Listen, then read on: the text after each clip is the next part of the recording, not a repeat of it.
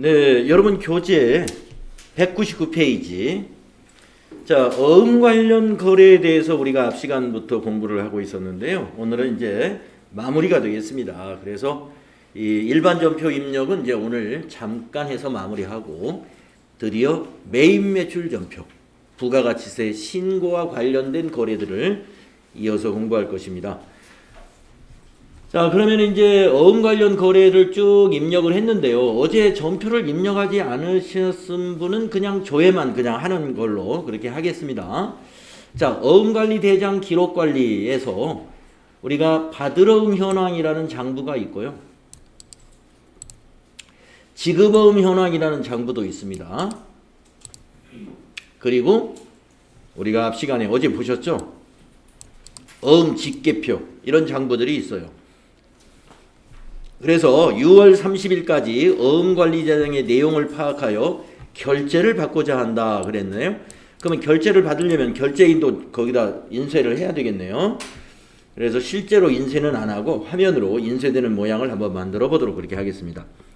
자, 받으러음 현황을 조회하는데 6월 30일까지니까 1월 1일부터 6월 30일까지 잔액을 작성해 보도록 하죠. 조회 구분 잔액. 자, 한번 들어가 볼까요? 자, 어음 관련된 장부가 여기에 다 있어요. 그래서 받으러음 현황 한번 들어가 보겠습니다. 받으러음 현황. 여기 조회 구분은 거래처별로 보라고 그랬나요? 네, 거래처별이니까 여기 두 번째 탭을 클릭하시고요. 거래처별 탭이 따로 있습니다. 조회 구분은 잔액 그대로 두시고 기간은 1월 1일, 앞 날짜는 그렇게 두시고 뒤에서 2021 0630 이렇게 뒤에 날짜를 6월 30일로 입력하시고요. 거래처를 전부 봐야 되니까 엔터 쳐서 처음부터 끝까지 보겠습니다. 자, 그러면 지금 데일리룩의 받으러음이 데일리룩에서 받은 받으러음이 차변에 350만원 있었고 아직도 잔액이 350만원 있습니다. 아직 만기가 안 된 어음이라는 것이 되겠네요. 그 다음에 멋쟁이로부터 거래처 멋쟁이로부터 받아서 전기 2월에 있는 거 보니까 작년에 받은 거네요. 그렇죠? 작년에 받은 전기 2월 그 받으러음이 있었는데 금년에 대변에 240만원 기록을 했군요. 이건 받으러음이 대변에 갔다는 것은 만기가 됐거나 다른 결제 수단으로 다른 거래처에 지급을 한 것이죠. 만기 또는 어음을 배서 양도하게 되면은 대변에 받으러음이 가는 겁니다. 그래서 잔액이 없어요. 따라서 우리 회사 지금 6월 30일 현재 받으러음의 잔액은 350만 원이고 거래처는 데일리룩이 발행한 받으러음인 것이죠. 이렇게 보시면 됩니다. 자, 이 장부를 대표이사 결제 또는 부장님 결제를 올려야 되겠다라고 한다면 저 위에 있는 인쇄 단추를 한번 눌러볼까요? 인쇄. 그러면 인쇄 미리 보기 창이 이렇게 생겼습니다. 여러분들 아마 워드 프로세서나 이런 프로그램들 써보시면은 인쇄하면은 이게 미리 보기 창이 나오죠. 이걸 보면서 이제 편집을 하는 거예요. 어디 제대로 나왔나 보겠습니다. 받으러음 현황 거래처의 잔액. 기간은 1월 1일부터 6월 30일. 오케이. 회사 3일 패션. 데일리룩 350만원. 멋쟁이 거는 대변에 기록해서 잔액은 없다. 네. 자, 그러면 결제를 받으려면은요. 여기 결제란이라는 항목이 밑에 있습니다. 그 옆에 요 화살표를 눌러보시면은요. 화살표 여기 있으시죠? 눌러보면은 결제란 인쇄 안함으로 저는 되어 있어요. 그래서 여러분도 혹시 인쇄 안함으로 되어 있다면 인쇄함으로 인쇄 여부를 바꿔주시고 그리고 결제란을 등록하겠다라는 이 등록 단추를 한번 눌러보시면 결제란을 내가 만들 수가 있습니다. 몇 칸을 결제하는데 몇 칸이 필요하냐? 우리는 3칸이 필요하다. 그러면 3. 그럼 밑에 3칸이 하얗게 돼요. 그래가지고 여기다가 그 직책을 여기다 직급인가요? 직책인가요? 그걸 여기다 입력해 주는 겁니다. 예, 첫 번째 좌에서 우로 가는 거예요. 담당 예, 또 가운데 대리, 그 다음에 그 옆에 부장, 뭐 이렇게 우리가 부장의 결제를 올릴 거다라고 하면은 이렇게 뭐 이렇게 결제 라인이 내 위에 담당자 위에 둘이 있다 그러면 이렇게 만들어 주면 되겠습니다. 예. 그리고 확인을 누릅니다. 확인을 누르시면은 이와 같이 여기에 결제란이 만들어지는데 어떤 회사는 이 결제란을 밑으로 이 제목 밑으로 넣는 회사도 있다 이거죠. 그래서 여기 보시면은 현 인쇄의 위치가 타이틀 상단으로 지금 제가 되어 있거든요. 타이틀 하단 하면은 결제란이 제목 밑으로 내려오게 되는 것이죠. 이런 방식으로 인쇄 미리 보기 창에서 전체적으로 모양을 다 레이아웃을 결정한 다음에 이게 지금 뒤에 배경에 더존 스마트의 회계실무 교육용 프로그램, 이거는 이제 교육용이라서 이렇게 나오는 거겠죠. 그래서 실무용은 이런 배경에 이렇게 안 찍히겠습니다. 그래서 이걸 디자인해서 이제 여기에 지금 선택되어 있는 프린터로 인쇄하겠다 그러면 이 단추를 눌러서 인쇄를 하는 거고요. 그 외에 인쇄하지 않고 PDF 파일이라든가 JPG 이미지라든가 아래 한글 파일이라든가 또는 엑셀 파일 이런 형식으로 저장만 해두겠다라고 하면은 이것을 이런 파일 형식으로 저장할 수 있는 기능도 제공을 합니다. 네. 네, 지금 누가 인쇄하기 이거 누르셨나봐요. 지금 인쇄가 되고 있네요. 네, 눌러서 괜찮아요. 자, 그렇게 해서 인쇄라는 기능이 다른 보고서도 다 요령이 똑같습니다. 왼쪽에 이렇게 결제란을 어떻게 넣을 거고 결제란을 어떻게 등록할 건지 여기 왼쪽에서 작업하셔가지고 인쇄하시면 됩니다. 네. 근데 이렇게 인쇄가 된 거 보니까 이게 가로, 종이가 가로로 되어 있네요. 이렇게 가로로. 그러면 이게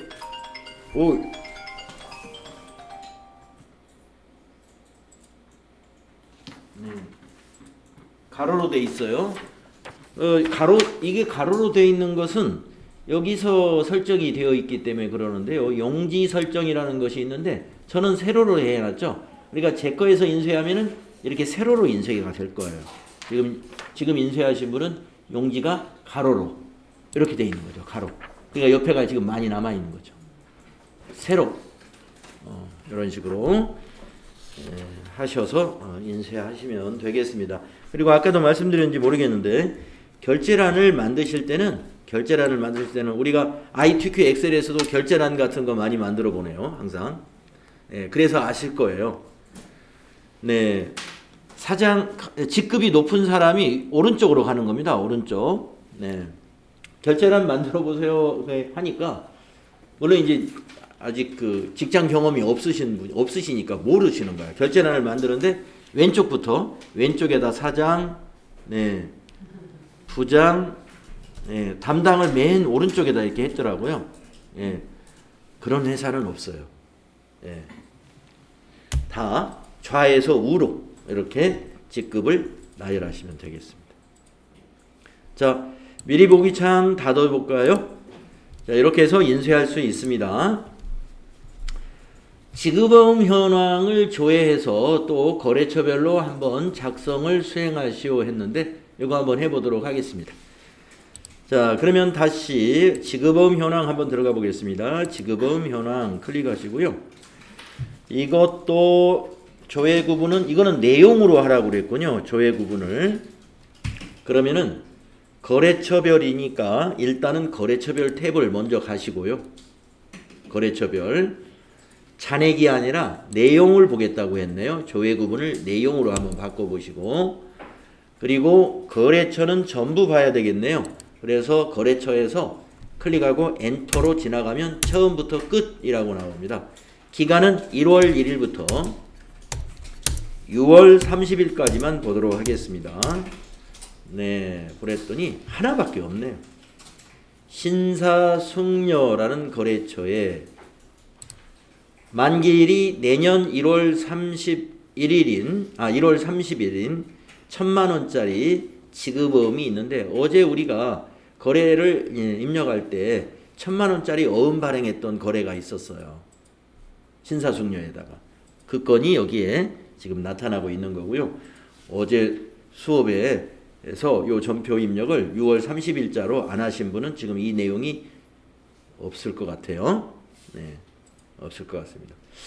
이 내용은 없지만 혹시라도 이 기간 내에 전기 2월, 전기의 초기 2월 된 것은 여기에 나타날는지는 모르겠어요.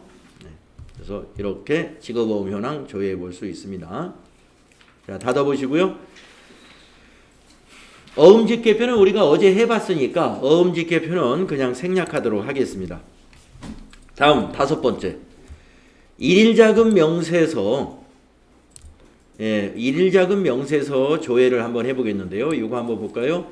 6월 30일 시점에 일일자금 명세서의 내용을 파악하여 결제를 받고자 한다. 일일자금 명세서 작성을 수행하시오 이랬는데요. 네, 한번 일일자금 명세서 양식을 한번 볼까요? 자, 여기 이 금융자금관리 맨 첫 번째 있는 메뉴입니다. 네, 클릭하시고요.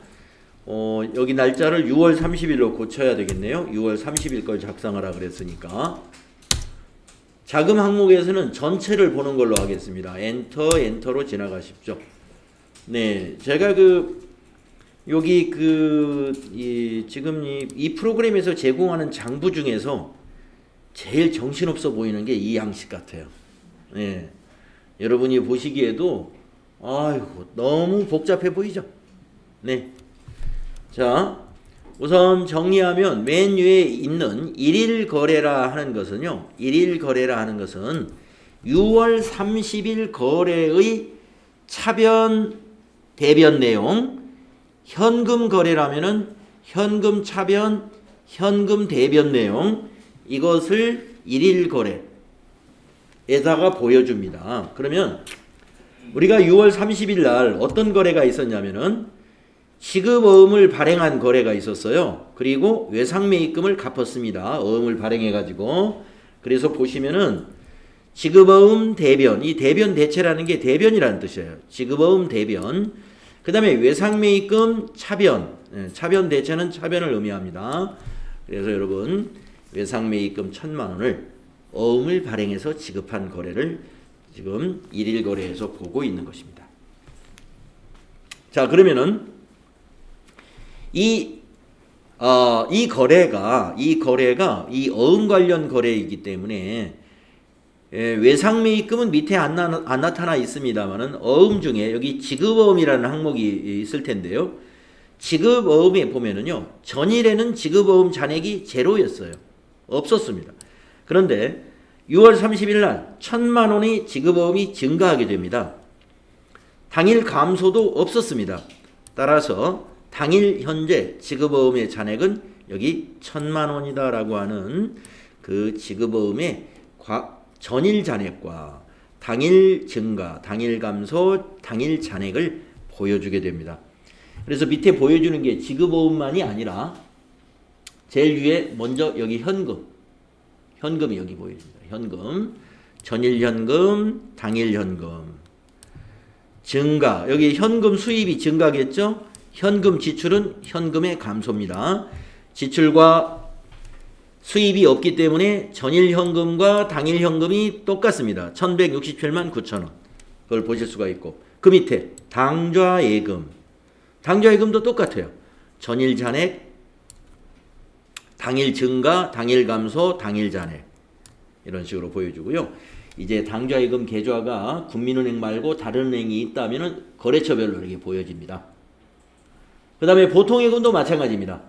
거래처별로 전일 잔액, 당일 증가, 당일 감소, 당일 잔액. 그 다음에 받으러움. 네, 받으러움도 똑같습니다. 거래처별로 전일 잔액, 당일 증가, 당일 감소, 당일 잔액. 그리고 아까 지급어음 보셨고, 그리고 자금과 관련된 또 차입금 부분이 있어요. 그래서 우리가 차입금 내역은 지금 잔액이 없기 때문에 여기 보여지지 않는 것입니다. 그래서 여러분 일일자금 명세서는 자금 관련된 하루하루의 보고서다 이렇게 보시면 되겠어요.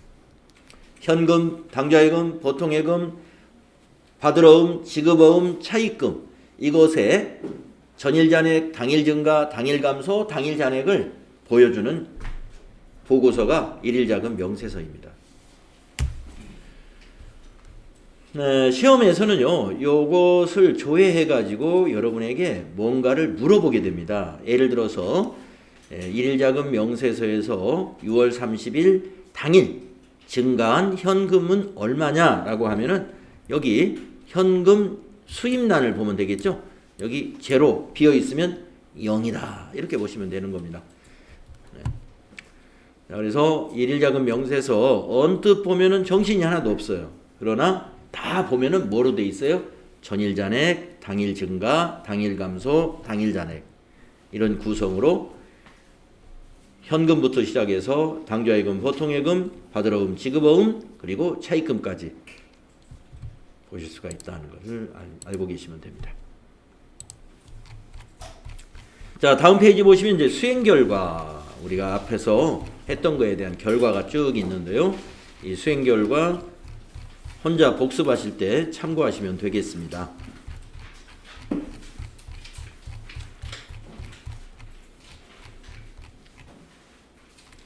자, 204페이지 수행 팁 정리하고 메인 매출 전표로 넘어갈게요. 자, 수행 팁 204페이지 보시겠습니다. 시험에서 받으러움, 지급어음 계정은 기능모음의 자금관리 또는 F3을 눌러서 꼭 뭐를 해야 돼요?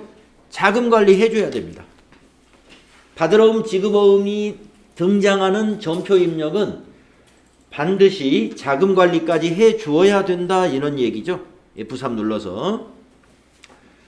자, 우리가 이제 어음 같은 거에 보면은 전자어음의 숫자가 자릿수가 굉장히 길어요. 20자리로 되어 있는데 제가 앞 시간에서도 말씀을 드린 바와 같이 이 긴 숫자를 의미 없이 입력하다 보면 빠뜨리는 숫자가 있을 수도 있고 또 넣었던 것이 반복해서 들어가기도 합니다. 그래서 여러분이 이 긴 숫자의 전자음 번호 입력하실 때는 앞에 3자리 은행 코드다 하는 걸 인식하면서 먼저 넣고 그 다음에 가운데 8자리 이것은 날짜다 하고 2021, 0610 이런 식으로 날짜라고 생각하면서 입력하고 그 다음에 뒤에 마지막 9자리는 1년 번호니까 지멋대로 나오겠죠. 여기는 지금 25, 22, 32, 143 이렇게 되어 있는데 시험에 출제하는 분들은요 뒤에 1년 번호는 우리가 수험생들이 복잡하게 느끼지 않는 숫자를 넣어요. 1, 2, 3, 4, 5, 6, 7, 8, 9 아니면 1, 2, 3, 4, 1, 2, 3, 4, 5 뭐 이런 식으로 1년 번호를 막 뒤섞어 놓지는 않습니다. 좋은 일이죠. 그 다음에 자금관리 내역이 수행된 전표를 삭제하려면 또는 수정하려면 어떻게 하느냐. 자, 어제도 수업 시간에 한 분이 질문을 하셨어요. 위에 뭔가 전표에서 뭔가 오류가 있었습니다. 거래처가 잘못됐던가? 하여튼 그래요. 그런데 전표 입력하고 나서 거래처를 바꾸려니까 안 바꿔진다 이거예요. 왜 안 바꿔지는가 봤더니 그것이 받으러움인가 지급어음하고 관련된 거래였어요. 밑에 자금 관리를 이미 했어요.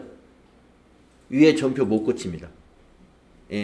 밑에 관리 항목이 작성이 된 것은 위에 것을 고칠 수가 없어요. 그러면 어떻게 해야 되느냐? 역순으로 밑에 자금 관리된 어음 번호를 마우스로 클릭하고 위에서 삭제 여기 나오네요. 상단부에 삭제. 네, 그 자금관리 내역란을 선택하라는 말은 자금관리 내역이 밑에 보면은 뭐 항목이 여러 개 있잖아요. 어음 번호 선택하는 게 제일 좋아요. 어음 번호 딱 밑에서 선택하고 위에서 요거 눌러라 이거 삭제. 그러면 밑에 자금관리 내역이 지워진 거예요. 그러면 이제 위에 전표를 수정할 수 있습니다. 아니면 삭제할 수도 있습니다. 그렇게 해야 된다 하는 거죠. 네, 요게 그 설명입니다. 자금 관리를 먼저 지우고 전표를 지우거나 수정해라. 자, 시험에서는 여러분은 이제 시험에서는 어떻게 나오는다고요? 시험에서는 받으러음 현황이나 지급어음 현황, 어음 직계표 같은 것은 조회하는 문제로 출제를 합니다. 아까 말씀드렸죠? 조회하는 문제로 나온다. 전표 입력은 나옵니다. 전표 입력.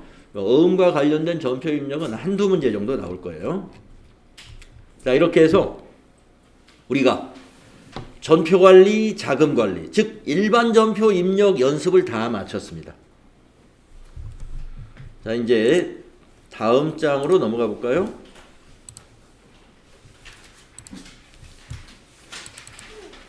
제4장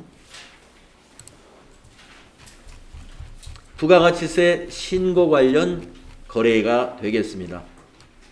그래서 이 부가가치세 신고 관련 제3장에서는요. 세금계산서 발급, 전자세금계산서 발급하는 요령, 그 다음에 부가가치세 부속서류가 어떤 것이 있는가, 충분하진 않지만 우선 나와 있는 거, 부가가치세 신고와 관련된 서류들, 이것이 어떻게 작성이 되는지, 그리고 부가가치세 신고를 하기 위해서는 신고서가 필요하겠죠. 신고 관련된 것까지 기초적인 것을 한번 알아보신다고 보면 돼요. 부가가치세 이론을 여러분 다 하셨기 때문에 부가가치세가 무엇인지 다 이미 알고 계신 거죠? 다시 한번 기억을 더듬어 보겠습니다. 부가가치세라 하는 것은 재화의 거래나, 재화라는 건 상품이나 제품을 말하는데, 재화의 거래나 용역의 제공 과정에서 얻어지는 부가가치, 즉 이윤을 말하는 거예요. 그 부가가치에 대하여 과세하는 세금을 말합니다.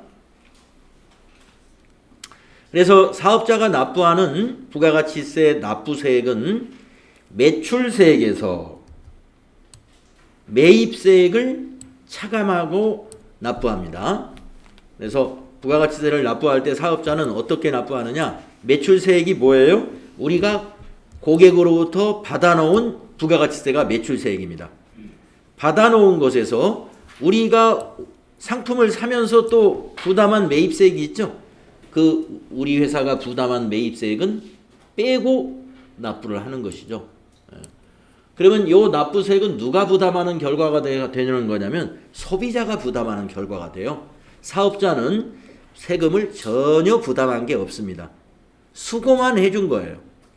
수고는 거래 증수를 했다는 거죠.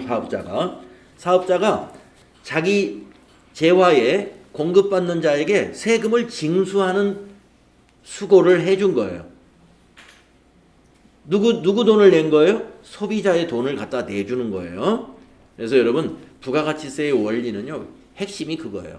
누가 세금을 부담하는 것이냐. 그 재화나 서비스에 최종 소비자가 부담한 거예요. 최종 소비자가.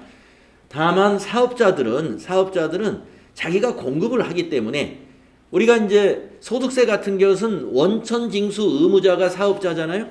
사업을 하는 사업자는 근로소득을 지급할 때 소득세를 원천징수하라는 의무를 갖게 돼요. 그러듯이 부가가치세는 또 사업자에게 거래가 일어날 때 부가가치세를 징수하라라는 거래징수 의무를 부여하게 됩니다.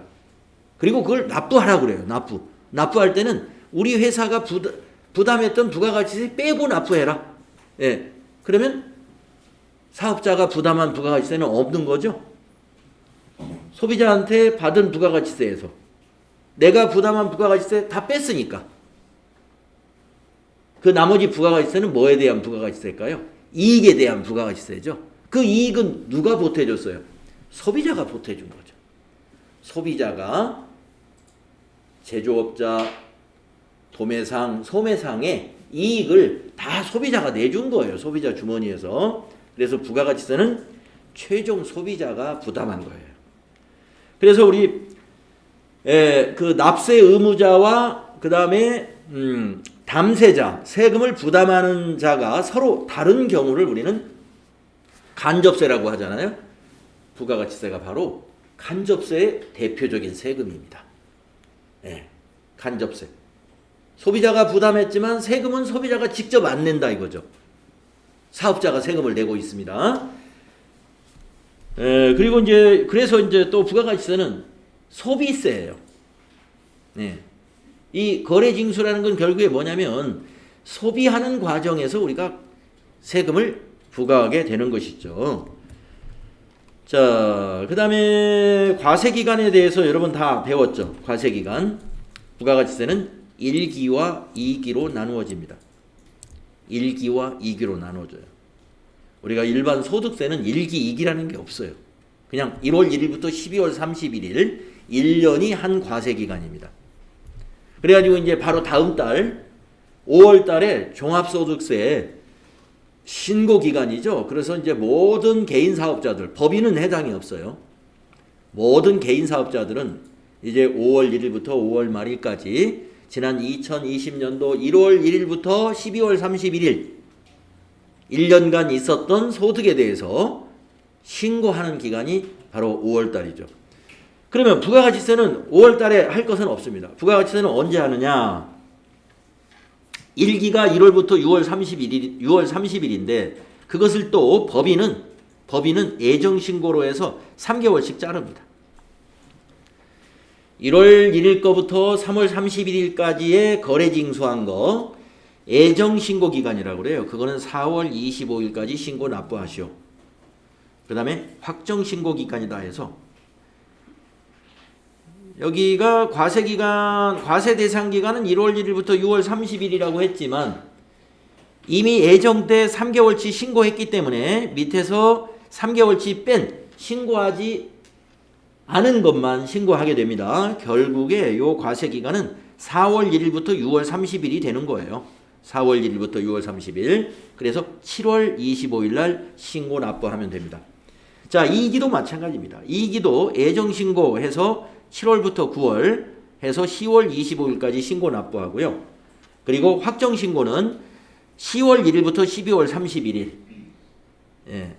10월 1일부터 12월 31일 3개월치 그리고 예정 때 신고 누락한 거 그거 포함해가지고 다음 해 1월 25일까지 신고 납부를 하게 되죠. 부가가치세 업무가 많아요. 법인의 경우는 부가가치세 신고 납부가 3개월마다 한 번씩 돌아오기 때문에 자주 있는 셈이죠. 자주. 자, 그러나 개인사업자는 어떻게 합니까? 개인사업자는 예정신고 하려면 할 수는 있지만 예정 때는 고지서 오는 대로 납부를 하면 되고 확정신고만 하면 되기 때문에 7월 25일 날 한 번 하고 1월 25일 날 한 번 개인사업자는 확정신고 때 한 번만 하면 돼요. 신고 납부를 한 번만, 두 번이죠. 그러니까 1기 때 한 번, 2기 때 한 번이니까 7월 25일, 1월 25일 이렇게 개인사업자는 두 번 하시면 되겠습니다. 자, 과세기간 잘 알고 계셔야 되고 그 다음에 이제 세금계산서의 발급이라는 것은 이게 세금 영수증입니다. 이 세금계산서라는 것이 아까 거래징수를 한다고 그랬잖아요. 거기에 대한 징수했다는 것을 증명하는 영수증이 바로 세금계산서입니다. 자, 그래서 부가가치세가 과세되는 재화나 용역을 제공하는 사업자는 공급받는 자로부터 공급가액의 10%에 해당하는 부가가치세를 징수하고 그 거래 사실을 증명하기 위하여 세금계산서를 작성해야 된다 이거. 발급해야 된다 이거죠. 그것을 전자로 발급하면 전자세금계산서입니다. 요즘은 전자세금계산서가 대부분이라고 보시면 되겠어요. 종이로 발급하는 세금계산서는 정말 보기 힘듭니다. 자, 법인사업자와 소득세법상 복식부기 의무자에 해당하는 개인사업자는 재화 또는 용역의 공급 시기가 속하는 달에 다음 달 10일까지는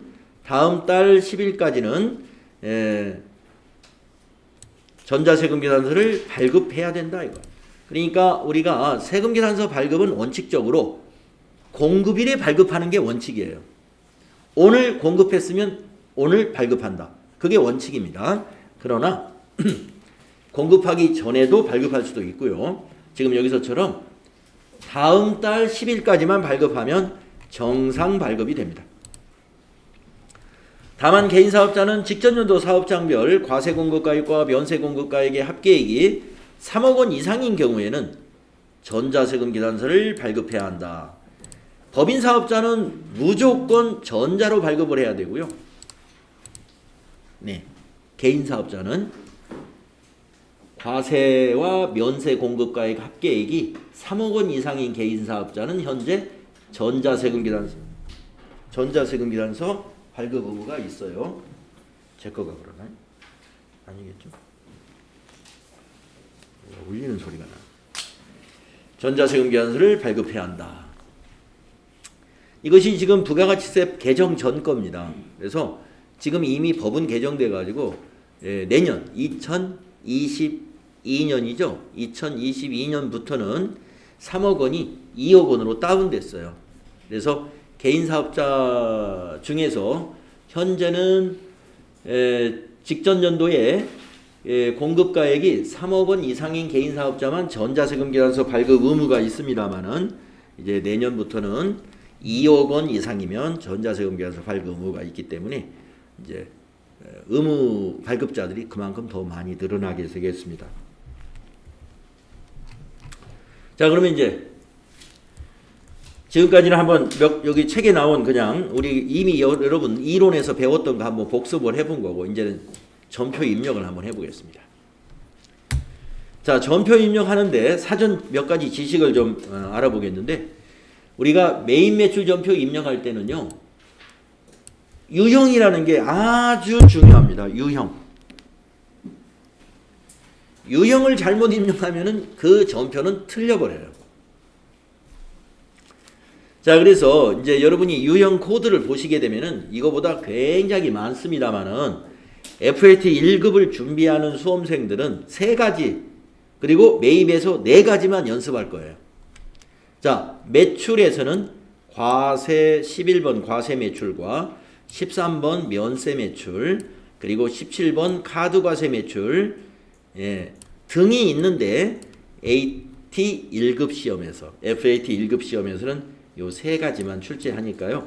요거부터 이제 여러분이 연습을 해 나갈 겁니다.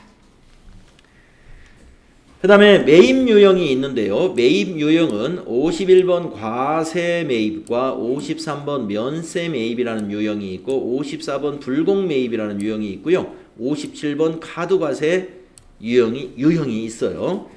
이것만 출제를 합니다. 그래서 요 4가지만 연습할 거예요.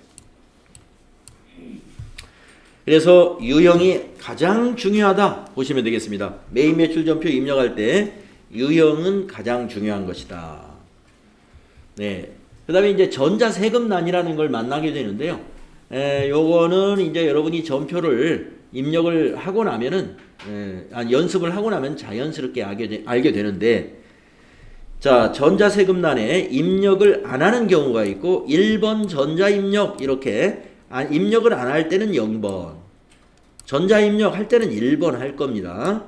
네. 그래서, 내용을 보자면 입력을 안 하는 경우는 전자세금 계산서가 아닌 경우에 입력 안 합니다. 당연히 안 해야 되겠죠. 전자세금란에 세금 계산서가 아니면 0번 입력하지 말아라 이거죠. 또 하나 더전 빌 36524에서 발행을 해야 되는 경우에도 입력을 안 합니다. 2가지 경우에는 0번 전자세금란을 입력을 안 하고 나머지는 전자세금 계산서라면은 전부 다 전자입력을 입력해요. 이 2가지가 아닌 나머지 세금 계산서가 전자라면 다 1번 전자입력하게 될 겁니다. 자, 그 다음에 이제 매입 매출 전표는요, 분계가 자동화되어 있거나 또는 반자동화되어 있습니다. 혼합은 반자동, 혼합은 반자동이고 현금 분계 자동화되어 있고 외상도 자동화되어 있고 카드도 자동화되어 있습니다. 자동화되어 있다는 건 뭐냐면 분계를 현금 하면은 입금 전표로 분계가 자동으로 딱 돼버려요. 입금이면 입금 전표, 출금의 경우, 매입의 경우는 출금이겠죠. 매입의 경우는 출금 전표로, 매출의 경우는 입금 전표로 자동 분계가 일어납니다. 그 다음에 외상 매출의 경우에 외상 분계 하시면 자동 분계가 일어나요. 외상 매입의 경우도 마찬가지입니다. 외상 분계하면은 외상 매입금 분계가 자동으로 일어납니다.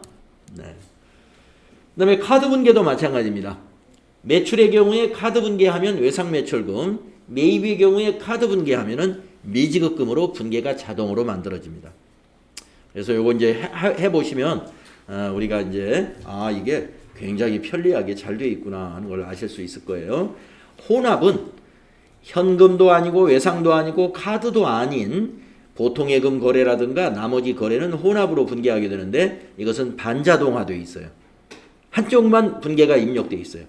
차변 또는 대변만 한쪽만 입력이 되어 있으니까 나머지 반대 계정은 우리가 수동으로 입력을 하면 되겠습니다.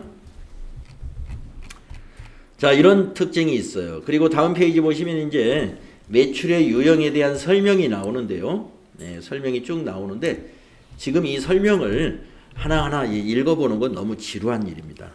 그래서 실습을 해보는 게 좋겠고요. 나중에 어느 정도 여러분이 매입 매출 전표 입력이 어느 정도 익숙해진 다음에 나중에 이걸 읽어보시면 이게 그런 코드가 되겠구나 하는 걸 자연히 알게 될 것 같아요. 그래서 매출에서는 요 세 가지만 우선 연습해가지고 시험 보시게 될 거고요. 매입에서는 요 네 가지를 연습해가지고 여러분이 시험을 준비하시게 됩니다. 뭐 이 네 가지만 알고 나머지를 몰라도 되는 건 아닙니다만은 나머지는 다 알게 돼요. 이 네 가지, 세 가지 하시다 보면은 자연스럽게 알게 됩니다.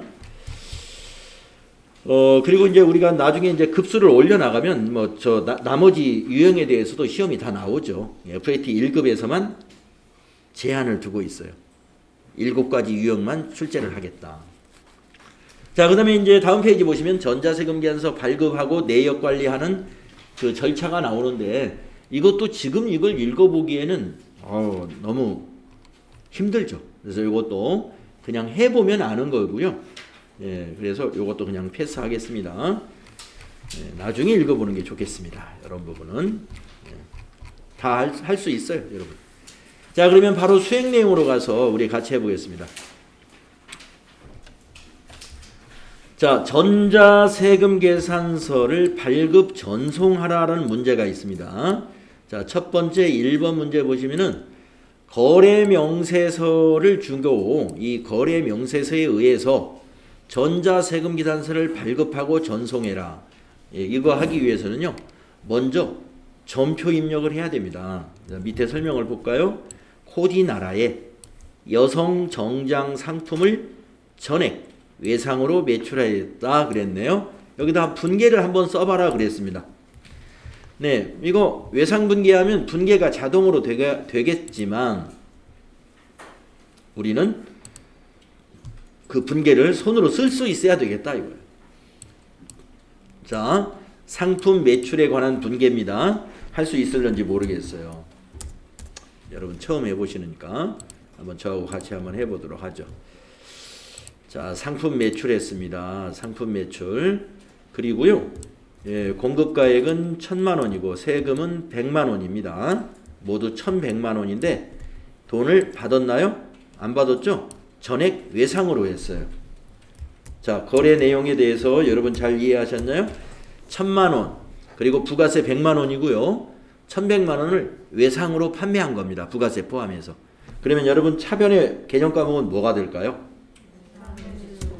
예, 맞습니다. 외상 매출. 외상 매출 코디 나라 1,100만 원. 이게 차변입니다.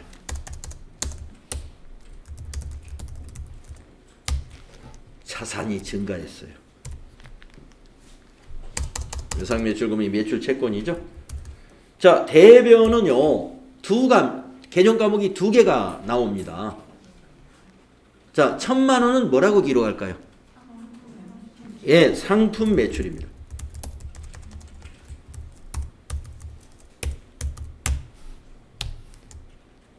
대변이 상품 매출은 수익 발생이에요. 잘 하셨어요. 자, 이제 100만 원 이거 100만 원 부가세란 말이죠. 회사의 수익금이 아니에요. 그래서 상품 매출하고 딱 분리해가지고 회계 처리하는 겁니다. 뭐라고 할까요? 예, 맞아요. 부가세 예수금이죠. 100만 원. 이 100만 원은 예수금으로 인식해야 돼요. 예수금은 뭐냐? 부채죠, 부채. 우리 회사 돈이 아닌 것을 일단 받아놨으니까 잠시 보관하는 돈은 부채예요. 우리 돈이 아닌 돈을 우리가 지금 가지고 있단 말이에요. 거래 징수했죠? 부채. 부가세 예수금은 부채다. 네, 상품 매출 분계의 기본입니다. 이거 기본. 완전히 알아두세요. 이거. 아주 중요합니다. 상품 매출 분계의 기본이에요. 이게. 예. 만약에 외상화로 팔지 않고 현금으로 판매했다 그러면 차변의 외상 매출금이 현금으로 바꾸는 것밖에 없어요. 예. 만약에 돈을 보통예금으로 이체 받았다 그러면 저 외상 매출금이 보통예금으로 바뀌는 것밖에 없어요. 대변은 똑같아요. 만약에 어음으로 받았다 그러면 외상 매출금이 받으러음 되는 거죠. 받으러음. 네, 그래서 요거 상품 매출의 기본 형식이니까 상품 매출 회계 처리의 기본 형식입니다. 이거 네, 꼭 익혀두시고 확실하게 이해해야 됩니다. 자산 증가, 대변의 수익 발생, 부채 증가한다. 대변의 수익 발생은 상품 매출이고 부채는 부가세 예수금이다. 네, 그래서 분계가 그렇게 됩니다. 그러면 이제 이거를 우리가 메인 매출 전표에 어떻게 입력하는지 같이 한번 해보도록 하겠습니다. 자, 그러면 이번에는 이제 여기 전표 입력 장부에서 일반 전표 입력 그동안 많이 했잖아요. 여기 두 번째 있는 메인 매출 전표 입력 해보겠습니다. 클릭하시고요. 날짜를 위에다 입력합니다. 자, 이 날짜가 며칠 날이죠? 거래명세표에 있는 날짜입니다. 예. 7월 10일인가요? 네, 7월 10일 입력합시다. 70. 자, 유형이 가장 중요하다. 네, 유형에 딱 오면은요, 매출 한 줄, 매입 한 줄 이렇게 매출열과 매입열의 코드를 딱 보여줍니다. 어떤 유형의 거래냐 이거죠. 자, 우리는 매출인가요? 매입인가요? 지금? 매출입니다. 매출이고 이 거래는 세금 계산서를 발급하는 매출이에요.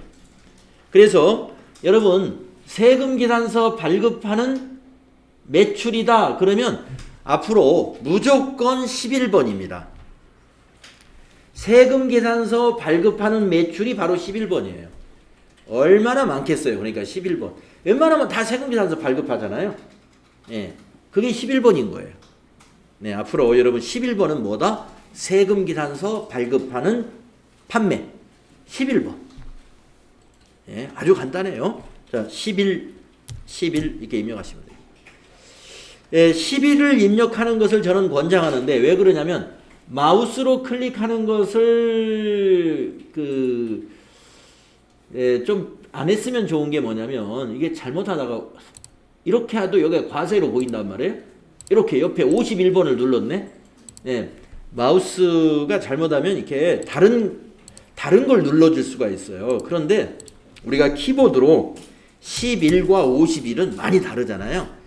키보드로 코드를 직접 입력하는 것으로 여러분은 숙달하는 게 시험장에서 실수하지 않습니다.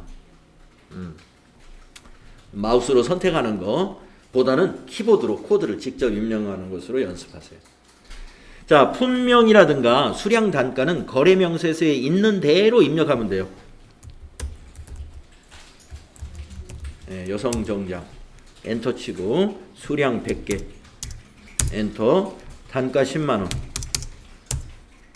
그러면 그 뒤에 세 칸은 자동으로 완성이 됩니다.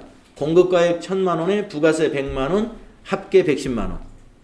그래서 엔터 2번을 치면은 코드란으로 넘어가게 돼 있어요. 코드가 뭐냐면은 거래처의 코드입니다. 그래서 거기 거래처 코드를 코드란에다가 우리가 지금 판매하는 회사니까 공급받는 자가 거래처인 거죠.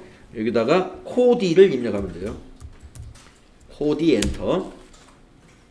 네, 코디나라 검색되죠? 엔터. 그렇습니다. 이렇게 해서 이제 거래처까지 해결했어요. 그 다음에 아까 전자세금란을 0번을 넣느냐 1번을 넣느냐 그 항목이 있었잖아요. 자, 0번을 넣는 경우는 전자세금계산서가 아니면은 비워놔야 돼요. 0번. 또 더전 빌 36524 시스템에서 전자세금계산서를 발급하려고 하는 경우에도 비워둬야 됩니다. 지금 우리는 비워둬야 되는데 어떤 경우냐면 우리가 더전 빌 36524 시스템에서 전자세금계산서를 발급할 거예요. 그래서 비워두는 거예요. 그러니까 0번 입력하면 돼요. 그러면 거기가 비워집니다. 자, 전자세금란을 비워두는 경우는 전자세금계산서가 아닌 경우하고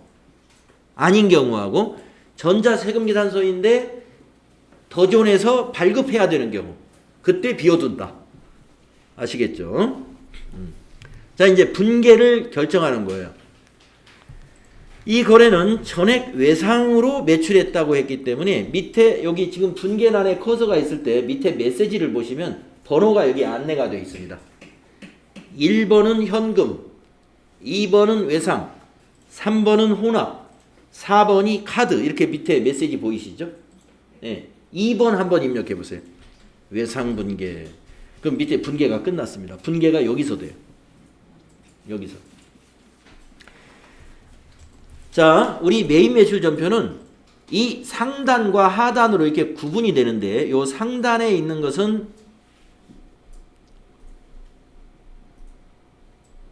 부가가치세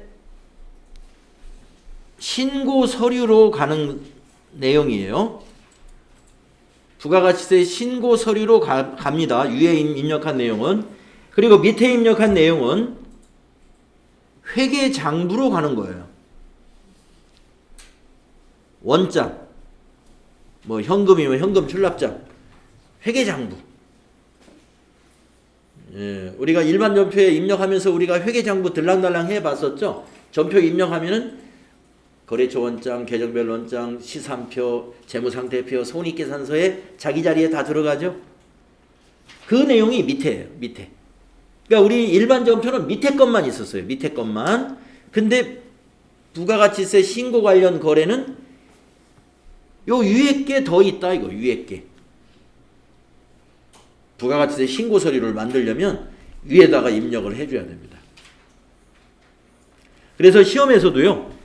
점수를 부가가치세 관련 거래는 이거 채점 따로 하고 밑에 채점 따로 합니다. 만약에 4점짜리다 그러면 여기 위에가 2점 밑에가 2점이에요. 자, 그럼 밑에 분계가 맞았나 보세요. 우리 아까 분계 종이에 써봤는데 차변이 외상매출금 1100, 거래처는 코디나라 맞죠?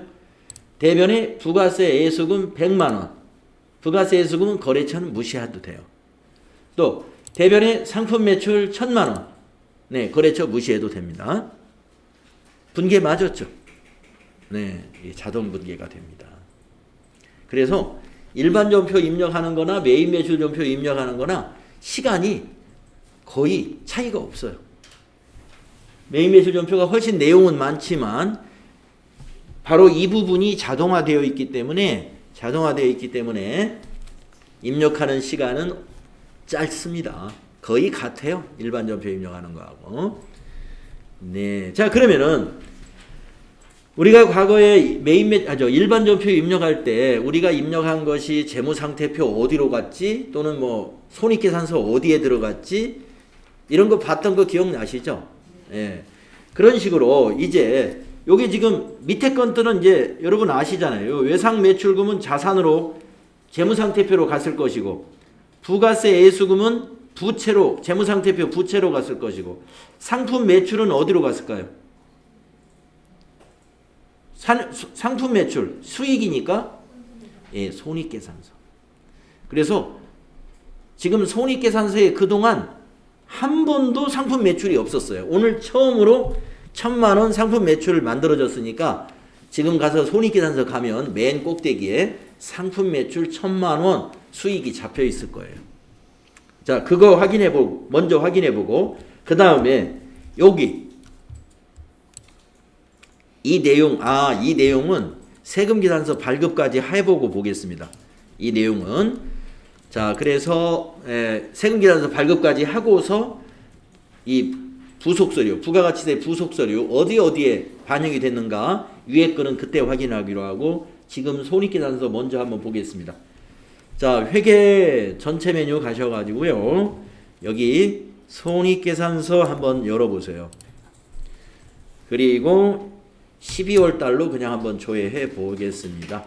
예, 여기 상품 매출 바로 이 자리에 여기 1,000만 원 보이시죠? 네, 여기 1,000만 원. 지금 그 전표에 의해서 매출 잡힌 거예요. 이제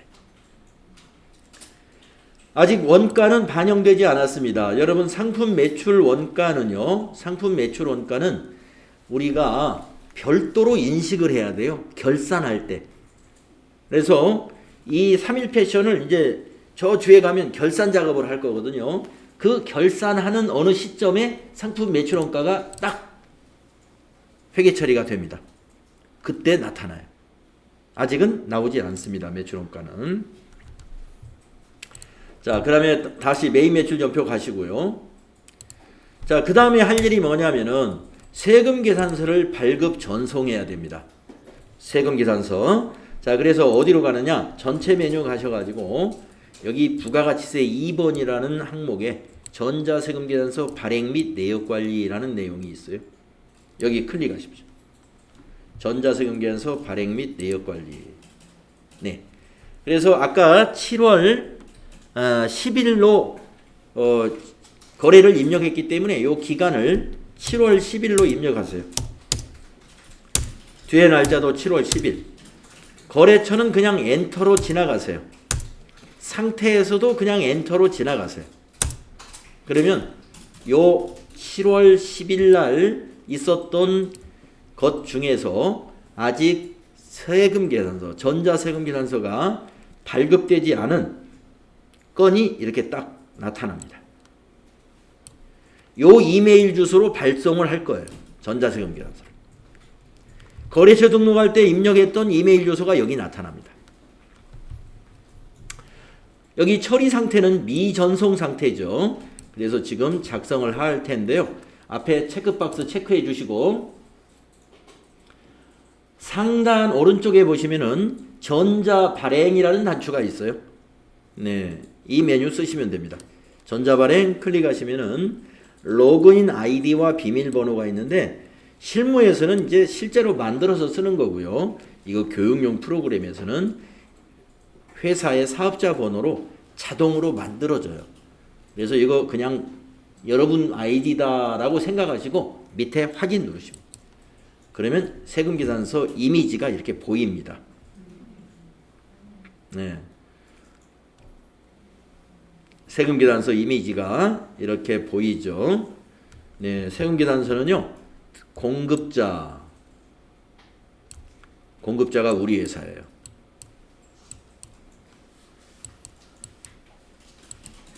또 오른쪽에 공급받는 자, 여기가 거래처예요. 거래처의 등록번호, 상호, 주소, 업태, 종목 다 제대로 되어 있고 이메일 주소도 잘 되어 있죠. 가운데 있는 요 작성 날짜 7월 10일 작성일자, 그 다음에 공급가액, 세액 이런 거 잘 작성이 되어 있는지 확인을 해보는 겁니다. 자, 그런데 합계금액에는 금액이 맞는데 이 금액을 청구함 이러면서 외상란에다가 입력을 해줘야 되겠네요. 자, 그러면 취소 누르시고 우리가 여기에서 밑에 결제사항인 여기 외상란에다 1,100만 원을 수동으로 한번 입력을 해보겠습니다. 하단에 있는 요 외상 1100만원 엔터. 참고로 시험에서는요 이 밑에 거는 채점을 안 해요. 시험 볼 때는 이거 신경 안 써도 됩니다. 네, 그런데 우리가 지금 시험 준비 이전에 세금계산서가 정확하게 만들어졌는지를 한번 보는 거예요. 시험에서는 밑에 결제사항은 채점을 안 한다 이렇게 돼 있어요. 다시 전자발행 눌러보세요. 자, 아까 내용하고 똑같고 똑같고 여기 외상 미수금 여기 들어가 있죠. 자, 그 다음에 여기도 한번 읽어보세요. 위에 전자세금계산서 한 건을 발행하시겠습니까? 참고 발행된 세금계산서는 매입자 확인 여부와 상관없이 매입자 확인 여부라는 것은 이 매입자 요 코디나라에 요 이메일 주소로 이제 전송이 될 거란 말이에요. 근데 코디나라에서 세금계산서를 메일로 확인을 했든 안 했든 간에 상관없이 발행일의 이길날 다음날 국세청으로 일괄 전송됩니다. 그러니까 오늘 이거 세금계산서 발급해 놓으면요 내일 이 프로그램이 일괄적으로 발송해야 될 것이 만약에 5건이다 그러면 5개 모두 국세청으로 전송을 해주게 돼 있어요. 그 얘기입니다. 자, 그러면 밑에서 발행 누르십니다. 밑에 발행 그러면 세금계산서 발행 요청 건수 총 한 건 중 한 건의 전자세금계산서가 발행되었습니다. 확인 눌러주시면 되고요.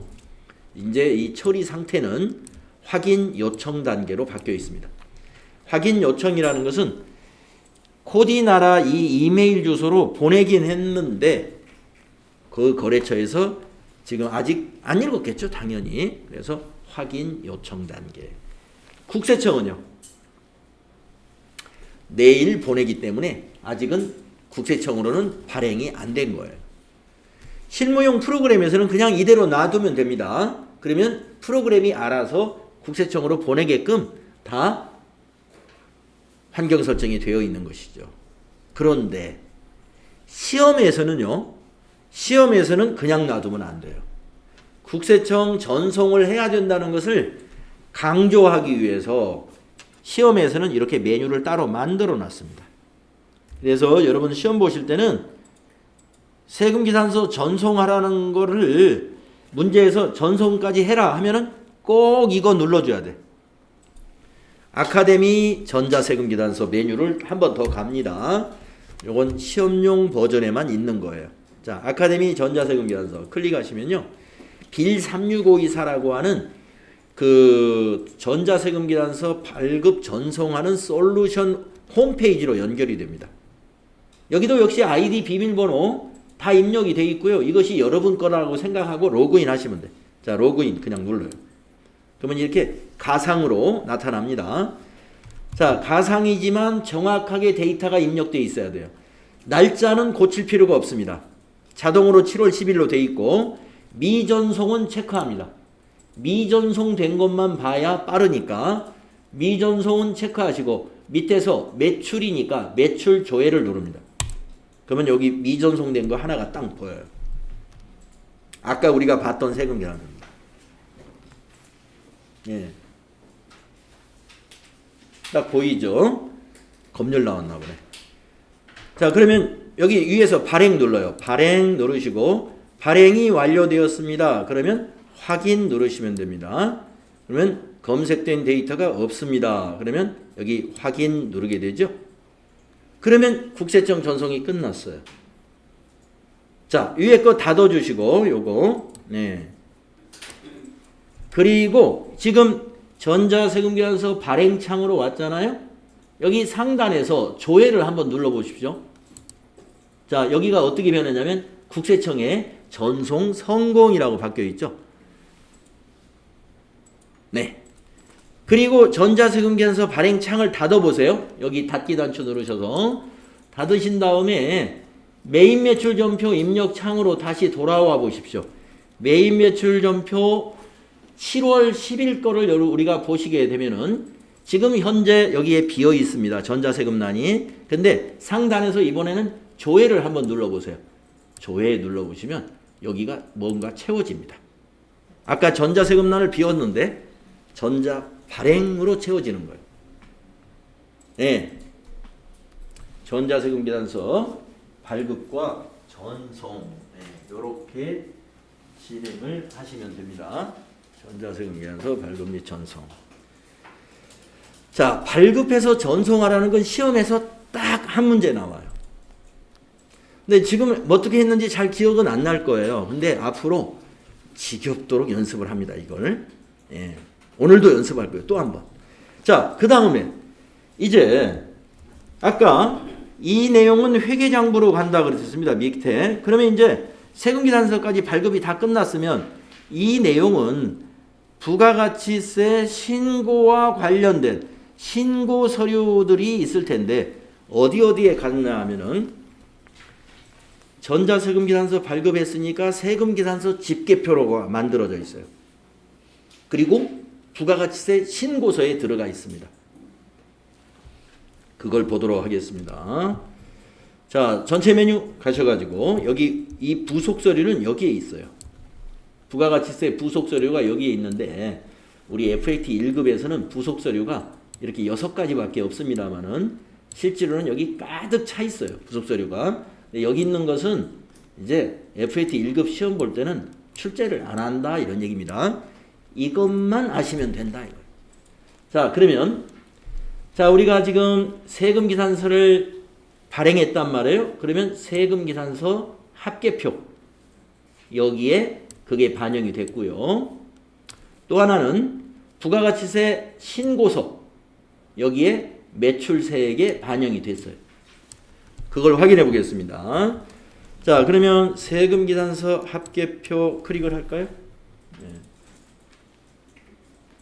세금계산서 합계표 클릭을 하시고요. 기간은 몇 월부터 몇 월로 하느냐면요. 우리가 지금 7월 달 걸 입력을 했잖아요. 그러면 7월 애정신고기간이 아니죠. 2기 애정신고기간. 그래서 여기 기간을 7월부터 9월로 입력하겠습니다. 7 엔터 9 엔터 정기신고에서 엔터하죠.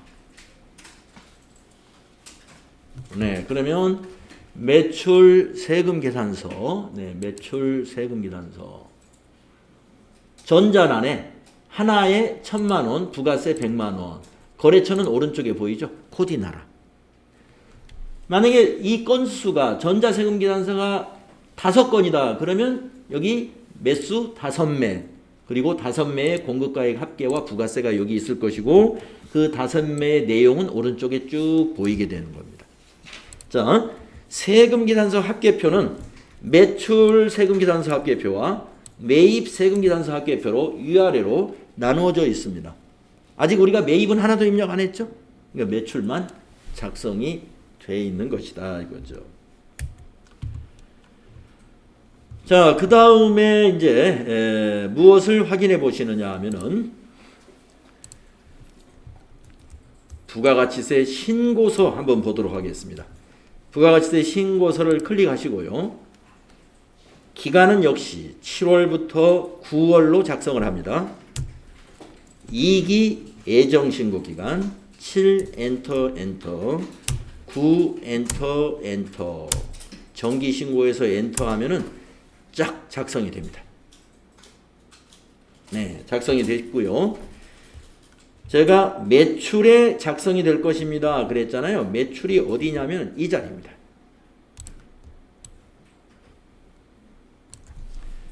지금 밑에가 매입이거든요. 밑에 매입세액, 위에가 매출세액이에요. 과세표준 및 매출세액. 여러분 이미 이론 배울 때 과세표준이 뭔지 아시잖아요. 과세표준과 매출세액. 그래서 과세표준이 여기 금액이에요. 공급가액. 자, 1,000만 원이 어디에 들어갔냐면 과세란에 세금계산서 발급분에 1,000만 원 들어가 있죠. 예, 그리고 세금 100만 원. 세금 100만 원. 그리고 매입세액은 하나도 없어요. 그러니까 맨 밑에 지금 보시면 맨 아래에 차가감 납부할 세액이 100만 원 이렇게 되어 있죠. 지금 매출세액만 100만 원이 있고 매입세액이 하나도 없으니까 만약에 이 상태로 그냥 거래가 끝났다 그러면 7월 예정 신고 때 아니 7월 7, 8, 9니까 10월 25일 날 이 100만 원 세금 납부해야 되는 거예요. 뭐하고 같이? 요 세금 계산서. 그다음에 세금 계산서 합계표. 아니 요 세금 계산서가 아니라 신고서. 부가가치세 신고서. 그다음에 세금 계산서 합계표. 이걸 가지고 신고 납부하게 되는 것입니다. 자, 그러면 앞으로 여기는요. 요 1번에는 뭐가 들어오냐면 우리가 유형을 11번으로 작성하는 것들이 전부 일로 들어갈 거예요. 11번으로 작성하는 거. 과세 매출로 작성하는 것이 뭐예요? 세금 계산서 매출이라고 그랬잖아요. 그러니까 여기에 다 들어가게 될 겁니다. 자, 다 넣어주시고요. 저장하시겠습니까? 하면은 예 해도 되고 저장을 안 해도 상관없습니다. 네. 자, 그래서 하나 더 해볼게요. 자, 다음 페이지 두 번째 것도 거래명세서가 있는데 이 거래명세서에 의해서 전자세금 계산서를 발급하고 전송하시오 이랬습니다. 전자세금 계산서 발급하고 전송하시오.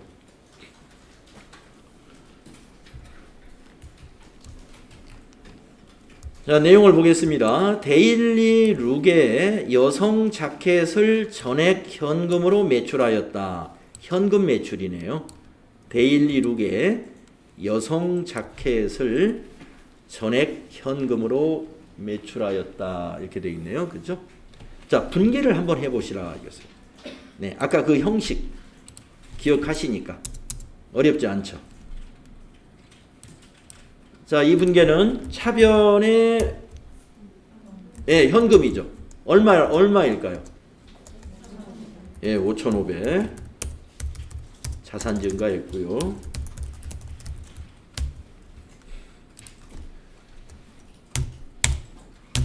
대변을 보겠습니다. 대변은 뭐가 될까요? 상품 매출은 5천만 원인가요? 5천만 원. 수익 발생입니다. 그리고 500만 원은 부가세 예수금이다.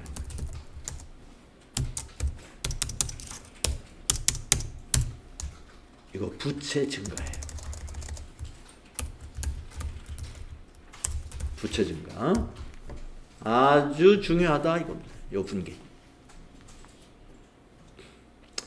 특히 이게 매입 매출 전표가요. 분개가 자동으로 되다 보니까 전표 입력 연습을 여러 번 했는데도 불구하고 요런 거래 분개 한번 써보세요. 잘 못 써요. 전표를 입력을 했던 사람이 분개를 못 쓴다 이거예요. 자동화되는 바람에. 이게 자동화의 폐예요. 자동화돼가지고 일은 좋아졌는데 사람들이 잊어버린 거예요. 우리가 전화번호 잊어버리는 거나 마찬가지죠. 그냥 저장해두었다가 이렇게 하니까 갑자기 자기 가족들 전화번호 써보라 그러면 황당하게 못 쓰는 경우가 발생하죠. 전화는 할 줄 아는데 전화번호를 모른다. 그러니까 전표를 입력할 줄 아는데 분개를 못한다 이거예요. 이게 바로 자동화의 폐단이에요. 그래서 우리 시험 보는 사람은 절대 그런 일이 있어서는 안 됩니다. 그래서 우리 시험 보시는 여러분들은 이 분개 연습 이거 게을리하면 안 돼요. 자, 손으로 계속 써봐야 됩니다. 그래서 문제가 이렇게 만들어져요. 자, 이제 전표 입력을 해보겠습니다. 자, 전표 입력을 수행해라. 자, 그러면 날짜가 이제 7월 15일입니다. 날짜 15일로 고쳐보세요. 자, 유형을 왜 11번이라고 해야 되는가를 여러분이 생각해 보세요. 전자세금 계산서를 발급하는 전자가 아니어도 상관없어요.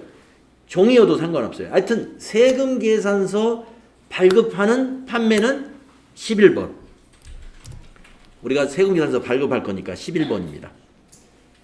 품명에다가 그대로 써요. 여성 자켓 수량 1000개 단가 5만원. 그러면 5천에 500만원. 자, 거래처 코드에다가 데일리로 데일리로. 자, 전자세금란에다가 어떻게 해야 된다고 그랬죠? 예, 비워둬야 돼요. 왜 비워두는 이유는 이 더존에서 발급할 거니까. 예, 비워두는 이유가 발급할 때 비워두고 또 전자세금계산서가 아닐 때 비워둔다. 예, 그거 기억하세요. 자, 분계는 현금으로 매출했습니다. 그 밑에 보시면 현금은 예, 1번이죠. 1 하시면 돼요. 자, 입금전표로 분계가 끝났어요. 차변에 두 칸이 다 현금 되어 있잖아요. 그러니까 차변에 현금 5,500이에요, 이게. 대변은 부가세 애수금 부채 증가 500에 상품 매출 수익 발생 5천만 원. 이렇게 된 거죠. 그러면 지금 손익계산서의 상품 매출은 얼마로 돼 있을까요? 6천 돼 있겠네요. 아까 1,000만 원에 지금 5천. 이게 누적이 되니까 아까 손익계산서 1,000만 원이었으니까 이제는 6천이 돼 있죠. 그리고 부가세 예수금은 100만 원에 500 더해져 가지고 부가세 예수금은 600으로 부채가 증가했을 거고요. 자, 그러면은 이제 그 다음에 할 일은 뭐냐? 세금 계산서를 발급 전송하러 가야 되죠. 자, 전체 메뉴 가셔가지고 여기 전자세금 계산서 발행 및 내역 관리 클릭합니다. 날짜 입력하세요. 7월 15일부터 15일. 거래처 엔터. 네, 그러면 여기 미전송이라는 게 하나 보인단 말이죠. 저 같은 경우는 지금 이메일이 네. 안 나오고 있거든요. 네. 그래서 미전송된 것이 보이시고요. 그러면 여기 앞에 체크박스 체크하시고 그 다음에 밑에 결제 내역에 현금란에는 들어가 있네요. 아까 외상에는 여기 비어 있었는데 현금란은 지가 현금으로 채워져 있어요. 그러면 이게 세금계산서는 현금으로 받은 거에는 영수함이라고 되어 있어요. 영수함. 한번 볼까요? 위에서 이제 전자발행을 한번 눌러보세요. 그리고 확인 눌러보세요. 로그인 창이 나오면.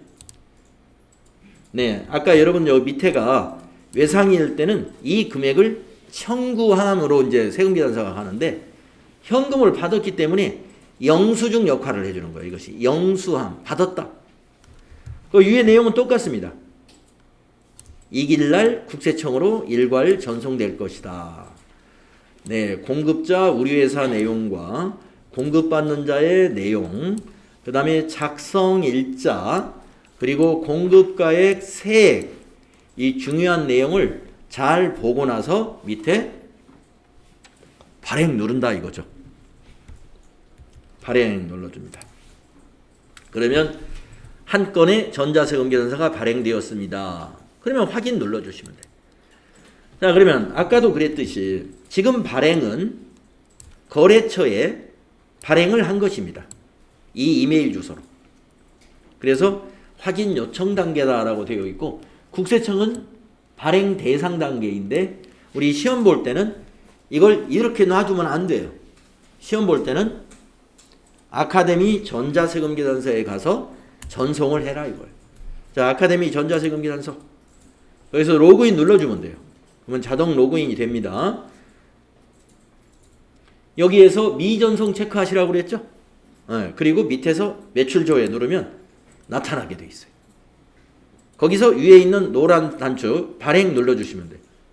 예, 완료되었습니다.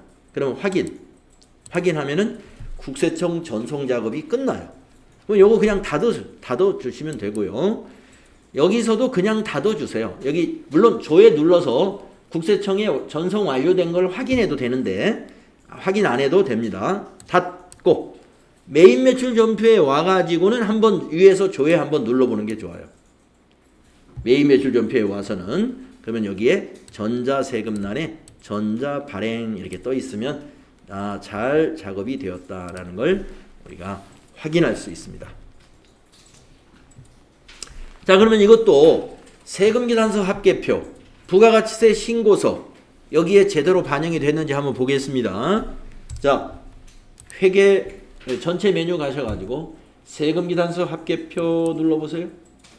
7월부터 9월로 작성해 봅니다. 네. 이제는 전자난에 두 건이 돼 있죠. 6천에 600만 원.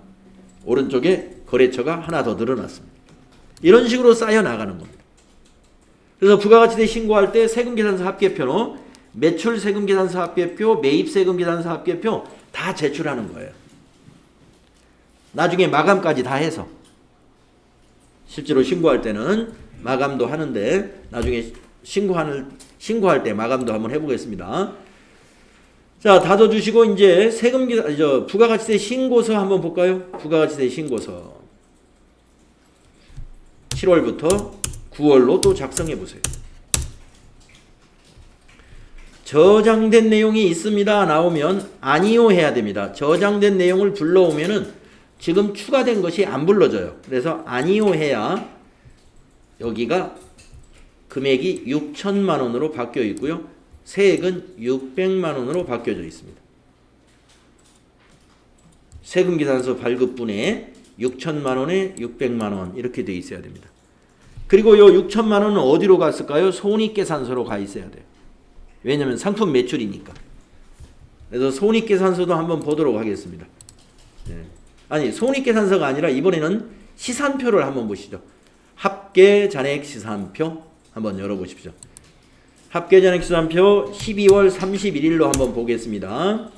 자, 먼저 상품 매출을 보기 위해서 아래로 좀 내려가면은 중간쯤에 여기 상품 매출이 있고요. 여기 6천만 원 잔액이 있습니다. 상품 매출. 이것이 손익계산서의 그 상품 매출과 똑같은 거고요. 그 다음에 유동부채에서 부가세 애수금 얼마 잡혀 있는지 한번 보겠습니다. 부가세 애수금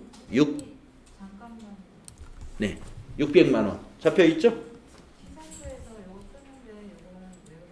자, 정리하겠습니다. 그래서 여기 합계잔액시산표에서도 여러분 부가세 애수금이 제대로 600만 원으로 유동부채에 들어와 있고 상품 매출이 6천만 원 잡혀 있다 라는 걸 우리가 확인해 볼 수 있습니다. 자, 우리가 매입 매출 전표 입력은요, 정리하시면 상단에 있는 것은 부가가치세 신고 서류 쪽으로 전부 전달이 되는 것이고, 밑에 있는 분계 내용은 우리 회계장부인 원장, 그리고 시산표, 손익계산서, 재무상태표, 이러한 장부로 간다 하는 것이죠. 그래서 이제 앞으로 매입 매출 전표 입력을 계속해서 몇 시간 동안 하게 될 겁니다. 자, 213페이지까지 우리 하셨고요. 다음 시간에